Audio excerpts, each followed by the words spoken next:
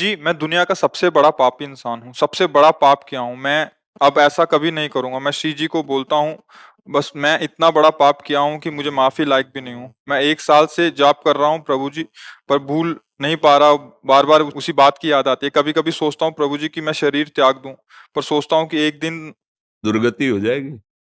ये मूर्खता है। शरीर त्यागने की जरूरत नहीं है, शरीर राग त्यागने की जरूरत है।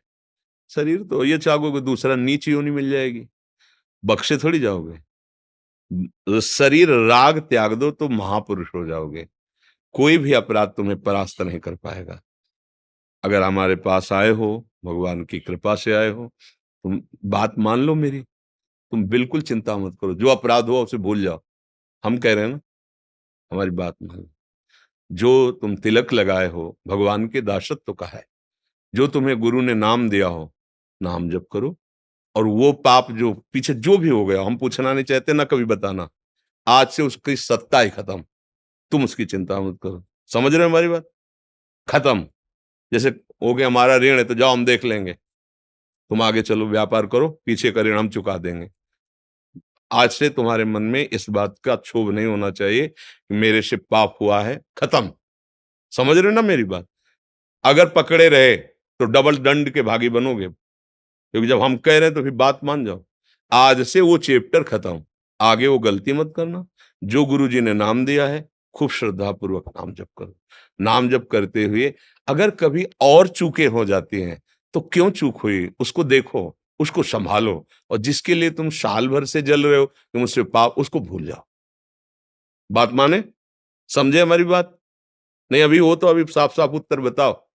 अगर पकड़े रहे तो मूर्खता है, और ये मूर्खता तुम्हें फिर आगे दंड भोगना पड़ेगा।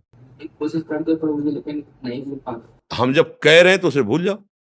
कोशिश कर, जैसे हम कह दे जाओ यमुना स्नान करो, तो फिर पैरों में सामर्थ्य भी उतनी दी जाती है कि पैर। आज से जब कभी बात हो तो स्मरण करो कि हम किसी के पास गए थे और उन्होंने कहा भूल जाओ। ए मन, अब तेरी बात नहीं मानेंगे, खत्म खेल। समझ रहे हो ना? अगर बार बार तुम आज्ञा उल्लंघन करोगे तो फिर ये मन है डिप्रेशन में पहुंचा देगा। ये मन है, देखो आप ही बोल रहे हो कि हमें ऐसा लगता है शरीर छोड़ दें। ये कोई उपाय है? ये कोई उपाय है? पागलपन। बिल्कुल तुम, अगर तुम्हें संतों पे विश्वास है, तिलक लगाए हो भगवान के दासत्व से, तो आज से तुम निश्चिंत हो जाओ। अब जिसके लिए तुम शोक कर रहे हो, आगे चैप्टर, अगर कोई गलती होती है, कोई ऐसी, उस पर सोचो मेरे से गलती क्यों हो गई। गंदा संग है, भोजन गंदा है, गंदे लोगों का संग, क्या ये दोष है? उसको छोड़ो, सुधरो।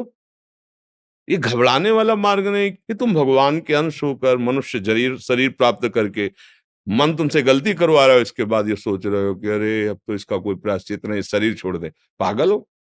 तुम ऐसे बन सकते हो, पूरे भारत को निष्पाप कर सकते हो। अपनी क्या बात है? कृष्ण नाम में, प्रभु के नाम में अपार सामर्थ्य है। आर्त भाव से समर्पित होकर नाम जप करो। पीछे की चिंता तुम छोड़ दो। जब हम कहे तो बात मान लो ना। पीछे मुड़कर अब मत देखो। जब मन दिखाने लगे तो कह दो तो हो गया ना, वृंदावन गए थे, हो गया। उसको तुरंत दो ना, उत्तर दो। उसको उत्तर देना सीखो। वो तुम नहीं हो, वो बेईमान मन है। ये हो गया उसका हिसाब। वहां वृंदावन गए थे और संत से बात की थी, उन्होंने बता दिया, हो गया उसका। आगे कोई वो पुनरावृत्ति ना हो जो आपको इस तरह से गिरा दे। गलतियां होंगी, सबसे होती हैं। उसकी चांस ढूंढने चाहिए, बात ढूंढनी चाहिए। कौन से हमने समय दिया इसको, कौन सा संग दिया, कौन सा आहार दिया, कौन सी ऐसी चूक हो गई जिसने हमको फिर गिरा दिया, फिर हमसे गलती हो गई, फिर हम सुधरे।